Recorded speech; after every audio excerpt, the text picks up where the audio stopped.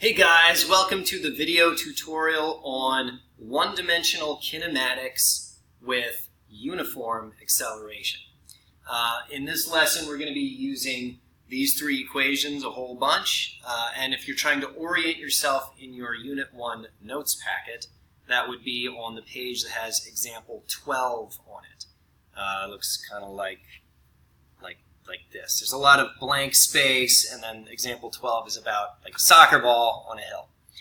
So first thing I want to do is orient you to the various features of these equations. So some of these letters, you should already know what they are from what we've been learning in class, right? You've got V stands for velocity, A is for acceleration, T is for time, and X is for position, and so of course delta X is for displacement.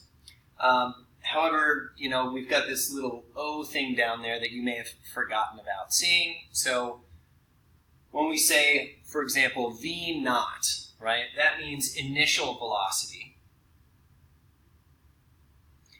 When we say initial, it doesn't necessarily always mean what a lot of people assume it means. For example, if I say a question with throwing a ball up in the air, and I say, all right, we throw a ball up in the air. There it goes. Okay, back in my head. The ball went up in the air, and so I might ask a question like, what was the initial velocity of the ball? And sometimes people will tell me 0. Well, it started from resting your hand, so of course the initial velocity was 0. All right, well, that's probably not what I meant, because you would need a lot more information if you had to include the during the throw as opposed to after the moment it leaves my hand. So whenever we say initial, what we really mean is at the beginning of the interval of time that we are interested in, okay? So if I ask how fast must I have thrown it, given that it was like in the air for 3 seconds or something, I'm not talking about the moment before I throw the ball. I'm talking about the moment after it leaves my hand. So it's initial in the interval of time that we happen to be looking at. Okay? All right, second thing, when we say V, we will often say that that's final velocity. All right, but same story there. Right? I don't mean at the end of all things, how fast is it moving? What I usually mean is at the end of the interval of interest, okay? So if it's a question about you push a piano off of a cliff, boom, so loud. All right, how fast was the piano moving when it crashes at the bottom of the cliff? 0, Mr. Erico. Okay, I probably don't want that answer. I realize the piano stops moving when it hits the bottom. I get that, but that's not the moments that I'm interested in. I'm perhaps talking about at the beginning of when it starts to crash. All right, so it has not yet quite begun to hit the ground and smash into 1,000 pieces. How fast was it moving then? Okay, all right, obviously not the moment after it has stopped. All right, okay. You will even see some questions where, later, we won't look at any of those in this lesson, but where you have multiple sort of intervals of time, all right? So, for example, if we started with a jump question, like, here I am, beginning to jump. All right, there's, of course, then the moment after I have jumped and I've left the ground and I'm up in the air. All right, and then we also have another interval where I land.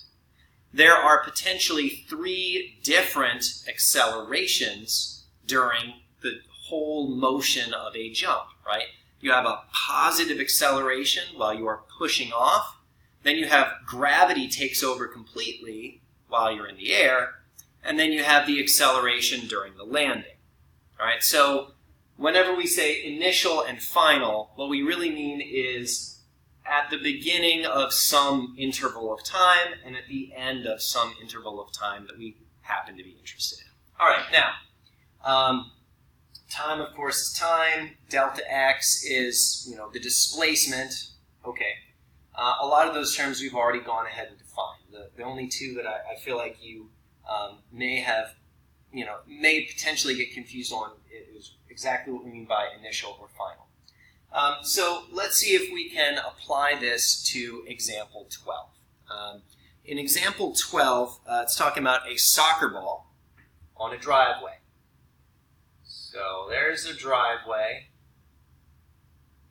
All right, it's a ramp of some kind. All right, and it says that it's a slight incline. All right, that doesn't look that slight, but whatever. If it's 10 meters long,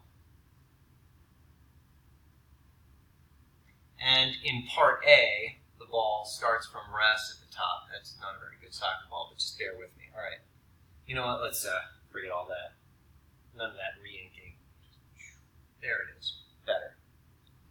Still doesn't look like it would roll very well, but we'll not worry about that. Starts at the top, and it takes it 4 seconds to roll all the way to the bottom. All right, the first thing that you have to do in one of these questions is write down the things that you know. All right, so what do I know? Well, the first thing would be they tell you the ball rolls 10 meters. It rolls the whole length of the driveway. All right, so now you need to know what kind of a thing that is, and therefore where it will go in the equation. If you're ever not sure what a thing is, then you look at the units. All right, 10 meters is well, it's not a velocity. Velocity is measured in meters per second. It's not a time. It's not an acceleration. It is a displacement. All right. So I'm going to go ahead and write down that the displacement of the soccer ball is 10 meters. All right. Next, I was told that the time was 4 seconds. So that's cool. And then we're supposed to find the acceleration. All right, so identify the thing that you're being asked to solve. You can put a question mark next to it. That works just fine. And then what you do is you try to identify an equation that has the thing that you're looking for in it and has only one unknown, and that would be the thing that you're looking for. Ideally, that's what's going to happen, is you'll get one equation that only has one unknown in it. All right? All right. Now, if this was actually all I knew, I don't have enough information to solve. There's actually one more piece of information that I really do, in fact, know. I'm withholding that information for you for the moment, right? So, if I want to know acceleration, all three of these equations have acceleration in it. But since I have displacement and time, that means that I want probably to use equation number 2. All right. Equation number 3, by the way, is called the time-independent equation. It's called that because there's no time in it. So if you're working out a problem and you're like, I don't have the time. All right, you have 2 options. You could solve for the time using some other equation and waste a lot of time solving for the time. Probably if you don't have the time, you should have just used the equation that doesn't have time in it. That would be the right choice. All right, now for us in this one, I do know the time, so I'm going to use equation number 2. So I go ahead and I write down the equation. Always write down the freaking equation. The reason you always write down the freaking equation is because I, as your teacher, command it. Okay, actually, it's because I, as your teacher, want to be able to see what you are doing. I need to be able to follow your work, and so the beginning of that is writing down the equation, all right? Also, for you being able to understand what you're doing, it is helpful to write down the equation. Finally, if you write the equation enough times, you will just remember it. It will stick in your brain. You're going to have a list of equations on all of the tests, but it's better if you just know them from memory. That way, you can be able to look at one and tell if you wrote it down wrong, because you'll be like, I've seen this before. I don't remember this not being squared or something like that. Okay, so always write down the equation. All right, so we got delta x equals b naught t plus 1/2 a t squared. All right, so I will say the displacement is 10 and the time is 4. Oh, I don't know v naught. That might be a problem. All right, well, let's keep plugging in what we do know. I know that the time is 4. I don't know the acceleration, but that's the thing we're solving for. Okay, so now we come to the issue of, I appear to have two things I don't know. I don't know v naught, because they didn't say what the initial velocity was, and then I'm trying to solve for the acceleration. All right, now, if you've been looking at this the whole time and thinking, Mr. Errico, the initial velocity is 0, you're right. Which means I don't even need that term at all. If the initial velocity is 0, that term doesn't matter.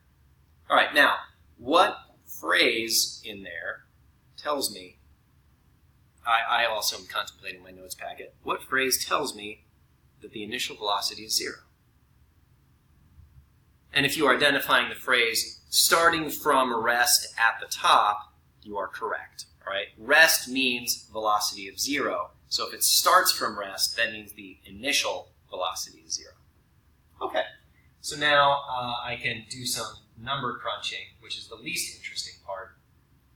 And I will get that the acceleration is 1.25. Don't forget the units! Really important that you include units. There we are. Okay, so 1.25 meters per second squared. Great. Move on to part B. For part B, we're supposed to find the velocity of the ball when it reaches the bottom. Okay, now, there's a couple ways we could do that, but when it's saying like the velocity of the ball at the bottom, that would be the final velocity. So I could use either equation 1 or 3 because those have final velocity in them, and that's the thing I'm looking for. At this point, you could use any of those equations because you have the acceleration now, you know the displacement, you also know the time. So it's actually totally up to you which one you want to do. I'm going to stick with the first equation.